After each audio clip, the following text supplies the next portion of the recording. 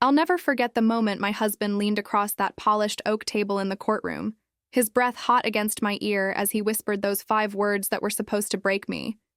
"You'll regret this, Sarah." His voice dripped with the same condescending confidence I'd endured for 12 years of marriage, that smug certainty that he'd always be 3 steps ahead, always in control, always the smartest person in any room. But what Marcus didn't know, what he couldn't possibly have, anticipated as he sat there in his $1,500 suit with his shark of an attorney beside him, was that tucked inside my lawyer's briefcase was a manila envelope that would transform his threat into the most prophetic statement of his entire miserable life. You see, for the past 18 months, while Marcus thought I was playing the role of the obedient, naive wife who would simply accept whatever scraps he threw at me in the divorce settlement, I had been working with a forensic accountant, a private investigator, and building a case so airtight that even his father's connections and his family's old money wouldn't be able to save him. The courtroom was packed that morning, not because our divorce was particularly newsworthy, but because Marcus had made sure to fill the gallery with his supporters, his business partners, his golf buddies, even his secretary Jennifer, the 24-year-old he'd been sleeping with in our bed while I was visiting my dying mother. They were all there to witness what Marcus had promised them would be my public humiliation, the moment when the judge would see through my lies and manipulation and award him primary custody of our 2 children while leaving me with barely enough to survive. His attorney, Gerald Hutchinson, a man whose reputation for destroying opposing parties in divorce court was legendary, had spent the previous hour painting me as an unstable, vindictive woman who was fabricating evidence out of spite. He'd questioned my mental health, suggested I was an unfit mother, and implied that my career as a high school teacher somehow made me less capable than Marcus, the successful hedge fund manager who worked 80-hour weeks and hadn't attended a single parent-teacher conference in 5 years. I sat there, my hands folded in my lap, letting them weave their narrative, watching Marcus's confident smirk grow wider with each damaging statement. My attorney, Rebecca Chen, a sharp woman in her 40s, who'd warned me this morning would be brutal, occasionally objected, but mostly let them have their moment in the sun. "Let them think they're winning," she'd told me over coffee at 6 a.m. "The higher they climb, the harder they'll fall." When Hutchinson finally rested, looking pleased with himself as he returned to his seat and clapped Marcus on the shoulder, Judge Patricia Morrison, a no-nonsense woman with 30 years on the bench, turned to Rebecca and asked if we had any rebuttal. Rebecca stood, smoothing down her navy suit, and said 5 words that made Marcus's smirk falter just slightly. "Your Honor, we have evidence." She approached the bench with that manila envelope, the one I'd been guarding like the Holy Grail for months, and handed copies to the judge, to Hutchinson, and kept one for herself. "What you're about to see," Rebecca began, her voice calm but carrying throughout the courtroom, "is documentation of a systematic pattern of financial fraud, asset concealment, tax, evasion, and criminal conspiracy that Mr. Marcus Whitmore has been engaged in for the past 7 years." The color drained from Marcus's face faster than water down a drain, and I watched as his hand reached out to grip the table edge, his knuckles turning white. Hutchinson was already flipping through the pages, his expression shifting from confusion to alarm to barely concealed panic.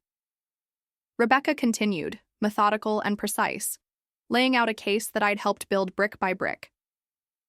In 2018, Mr. Whitmore established 3 shell corporations in the Cayman Islands, ostensibly for legitimate business purposes, but actually to funnel money from his hedge fund's clients into offshore accounts. He falsified investment returns, engaged in what amounts to a small-scale Ponzi scheme, and defrauded investors of approximately $14 million. She clicked a remote, and a presentation began on the screen behind her, showing bank transfers, forged documents, and email chains. Mrs. Whitmore first became suspicious when she noticed discrepancies in their tax returns 3 years ago. Unlike her husband, she actually reads the documents she signs. When she asked questions, Mr. Whitmore told her she wouldn't understand the complexities of high finance and that she should trust him. So she did what any intelligent woman would do. She started her own investigation. The courtroom had gone completely silent except for Rebecca's voice and the occasional gasp from the gallery. Working with forensic accountant David Liu, Mrs. Whitmore spent 18 months tracing money flows, matching timestamps, and connecting dots. What we discovered was that Mr. Whitmore wasn't just hiding assets from his wife in anticipation of divorce. He was hiding them from the SEC, the IRS, and from investors who trusted him with their retirement funds. Marcus lunged to his feet, his chair scraping loudly against the floor. "This is fabricated. She's making this up to destroy me." "Judge." Morrison's gavel came down hard. "Mr. Whitmore, sit down and control yourself or I'll hold you in contempt." Hutchinson was pulling at Marcus's sleeve, trying to get him to comply, but Marcus was spiraling. "You stupid bitch," he snarled at me, loud enough for everyone to hear. "You have no idea what you've done. My family will bury you. You'll never see another dime, and you'll never see those kids again." The judge's gavel slammed again. "Mr. Hutchinson, control your client immediately." But Rebecca wasn't finished. "Your Honor, there's more. Mr. Whitmore has also been engaged in witness tampering, attempting to bribe Mrs. Whitmore's previous attorney to sabotage her case, and—" She paused for effect. "He hired a private investigator to follow Mrs. Whitmore and create fabricated evidence of an affair that never happened, including doctored photographs that we've had analyzed by digital forensics experts." She produced another set of documents. "We have recordings of Mr. Whitmore, instructing the investigator on exactly what kind of compromising photos he wanted created, discussing how they would use them to paint Mrs. Whitmore as an adulterer and unfit mother. We also have evidence that he accessed their children's college funds that were supposed to be untouchable trust accounts, and used that money to pay gambling debts totaling $800,000. The gallery erupted. Marcus's supporters were no longer looking supportive. They were looking at him, like he was a stranger. Jennifer, the secretary, was crying, probably realizing she'd hitched her wagon to a sinking ship. Marcus's business partners were already pulling out their phones, no doubt calling their attorneys. Judge Morrison demanded order, her face stern. "Ms. Chen, I'm going to ask you directly. Have you shared this evidence with federal authorities?" Rebecca nodded. "Yes, Your Honor. We contacted the SEC and the FBI 2 weeks ago. I believe there are federal agents waiting outside this courtroom as we speak." As if on cue, the courtroom doors opened, and 2 men in suits walked in, flashing badges. Marcus saw them, and something in him broke. He turned to me, his eyes wild. No longer the controlled, manipulative man I'd known, but something desperate and cornered. "Sarah, please," he said, his voice cracking. "Think about the kids. Think about what this will do to them. We can work this out. I'll give you whatever you want in the divorce. Just don't let them—" But I stood, up for the first time that morning, and I looked him directly in the eyes. "You should have thought about our children before you gambled away their college funds. You should have thought about them before you committed crimes that will send you to federal prison. You should have thought about them every single time you chose your ego, your greed, and your mistress over your family." My voice didn't shake, didn't waver. "You whispered that I'd regret this, Marcus. But the only regret I have is that I didn't leave you sooner. The only regret I have is that I wasted 12 years believing your lies and giving you chance after chance to be a decent human being." The federal agents approached Marcus's table, and one of them said, "Marcus Whitmore, we need you to come with us for questioning regarding multiple counts of securities fraud, wire fraud, tax evasion, and conspiracy to commit fraud."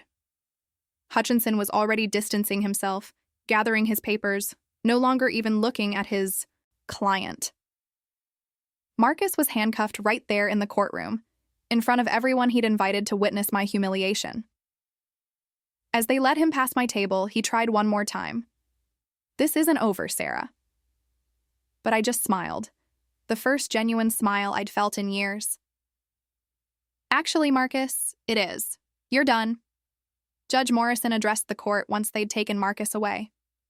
"Given the circumstances and the evidence presented here today, I'm granting Mrs. Whitmore full custody of the minor children, awarding her the marital home and all legitimate assets, and I'm ordering a complete forensic audit of all accounts associated with Mr. Whitmore. This court will cooperate fully with federal investigators. We're adjourned." The gavel came down one final time, and it sounded like freedom. Rebecca hugged me as the courtroom cleared, and I finally let myself cry. Not tears of sadness, but of relief. "You did it," she whispered. "You took back your power." The aftermath was complicated, of course.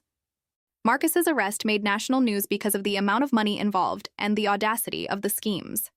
His family tried to paint me as a vindictive ex-wife who'd orchestrated his downfall, but the evidence spoke for itself. Investors who'd lost money in Marcus's fraud started coming forward, and the case grew larger than anyone anticipated. Marcus eventually pleaded guilty to avoid trial and received a 12-year federal prison sentence. His assets were seized to pay restitution to victims, and while that meant I didn't get the settlement I might have otherwise received, I got something more valuable. I got justice.